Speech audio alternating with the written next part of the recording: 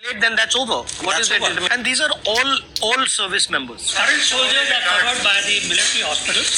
They got nothing to do with us. These are all ex-servicemen, ex-soldiers who are entitled to this scheme. It's not my job to say where the government should mobilize the funds from. Governments can mobilize funds anyway. It is the intent. Central government health scheme, which is meant for the bureaucrats and others, that seems to have no shortage of funds. Why for the soldiers? First thing is that we should liquidate the carry forward liabilities of previous year and current year on 31st of March. That is the first primary concern. If that happens, then probably that 12,000 crores of next year may give little bit of functionality to PCHS. And secondly, cancer treatment should be very importantly cannot be stopped because one cycle goes off and if it is not, it is missed, then the child is gone. आप मुझसे क्या चाहते हैं, मुझे क्या करना है आपके लिए? There are two things, sir. First is the funds to be provided to ECHS, and second thing, sir, these ECHS is not fully well functioning. All problems are known to the people. This is the only thing which is helping the soldiers and officers of the retired people, and there are a lot of problems because of that they don't get the proper treatment. So this system should be done properly and funds, whatever is required to be given to them. So after the service, they can be looked after. ECHS में जो software है उसमें हर medicine का नहीं है, तो doctor साहब अगर उसको पेन से लिख दिया करें कि भैया ये आप एलपी कर लो, ये आपका क्लेम, तो उनका जो पेन से लिखने का है नहीं आर्डर, तो वो क्लेम इंडिविजुअल उसको सर पे करता है अगर वो परचेज करेगा जो सिविल से लिखा हुआ दवा। और सर जैसे एक्सरसाइज कुछ लिखते, जैसे मेरा प्रोस्टेट का हुआ तो यूरिन लीक होती रहती है, तो इसमें बायो पे फीडबैक एक्सरसाइज बताई है, तो हमें बाहर से कराना पड़ रहा, तो ECHS से यहाँ से कहीं तो 55,500 रुपया, एक 50 to 60,000 से ज़्यादा मेडिसिन सब जेनरिक ली जा रही हैं। थोड़ी सी अगर बेस्ट मतलब क्वालिटी की हो तो, क्योंकि वो जो हम डॉक्टर साहब के पास जाते हैं तो बोलते नहीं ये इनको रहने दो, आप मतलब अपना वो एलपी करो, बाहर से लो, तब आपको कामयाब। The important issue is the disability pension. These people have got disabled during operations or otherwise due to service conditions. Somebody is CRC, their foot has got frostbite, this, that, everything. A lot of things are there.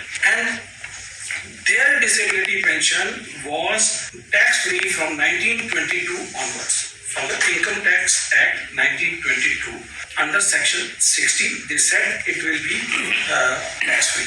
The same provision of 1922, they were incorporated in 1961 Income Tax Act, sir. So what disabled were given separate section relaxation, that 100% exemption, sir.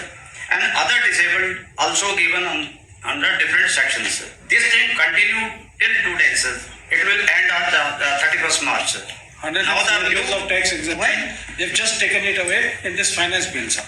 How much money are they saving? There is some perception 50-60 that it is being given just like that, sir. Not 103 years have passed and we are exempted from income tax. And certainly my senior veterans who have sustained amputations and all, now from 1st April, we will be asked to pay income tax. Basic issue is that when it was carrying on for last 104 years, why should it be stopped? Everybody, whether invalidated out or retained in service or aggravated, attributable to Angel One app is built for traders. Open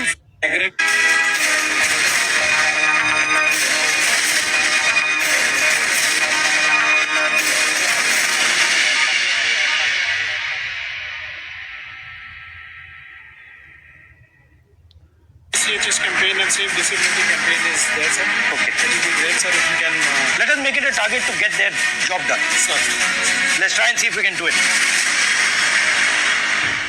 budget 2026 ने उन भूतपूर्व सैनिकों को जिनको disability pension मिलती है बड़ा झटका दे दिया है।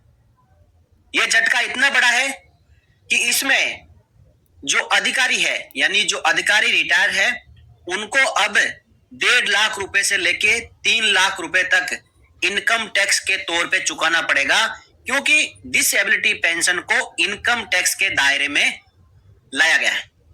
अब इसको लेकर भूतपूर्व सैनिकों में खलबली मची हुई है और जन संसद राहुल गांधी के नेतृत्व में जो जन संसद है वहां पे भूतपूर्व सैनिक पहुंचे और भूतपूर्व सैनिक डिपार्टमेंट के कर्नल राहुल चौधरी साहब भी पहुंचे और राहुल गांधी को अपनी समस्या से अवगत कराया। देखिए आप वीडियो में ऐसे ऐसे हमारे भूतपूर्व सैनिक जो 100% डिसेबल है, जो खड़े नहीं हो सकते, लेकिन वो इनवैलिड पेंशन की जगह डिसेबिलिटी पेंशन पा रहे हैं। इनवैलिड पेंशन के ऊपर तो इनकम टैक्स की छूट रखी गई है, आने वाले सालों में उसको भी इनकम टैक्स के दायरे में लाया जाएगा, लेकिन डिसेबिलिटी पेंशन के ऊपर इनकम टैक्स थोप दिया गया है और उसका परिणाम ये कि लाखों भूतपूर्व सैनिक डिसेबिलिटी पेंशनर्स इससे प्रभावित होना कंफर्म है। इसलिए भूतपूर्व सैनिक अपनी गुहार लेके माननीय राहुल गांधी के पास पहुंचे। देखिए जब कोई जवान देश के लिए अपना शरीर और जीवन दांव पर लगाता है तो उसकी सेहत की जिम्मेदारी देश की ही होती है। इस प्रकार एक तो उसको क्षतिपूर्ति के तौर पर पेंशन जारी करें जिससे वो इलाज करवा सके, और दूसरा जिंदगी भर उसको मुफ्त में इलाज मिले। हर सरकार ने यह कर्तव्य पूरी शिद्दत से निभाया सिवाय मौजूदा सरकार के। इसके दो बड़े उदाहरण है, पहला है ईसीएचएस, दूसरा है डिसेबिलिटी पेंशन। ईसीएचएस के बारे में बात करें तो ईसीएचएस को जानबूझकर फंड की कमी में रखा गया है। मोदी सरकार अस्पतालों को 9-9 महीने तक भुगतान नहीं करती है और कम पैसे देने के हर तरीके अपनाए जाते हैं। अलग अलग लिमिट्स लगा दी जाती है। और अभी तो एक बड़ा मुद्दा जानने में आया है कि 14 मार्च 2026 वो लास्ट तारीख है जिस दिन जो एमओयू प्राइवेट हॉस्पिटल के साथ में हो रखा है वो खत्म होने जा रहा है, लेकिन उसको आगे बढ़ाने के लिए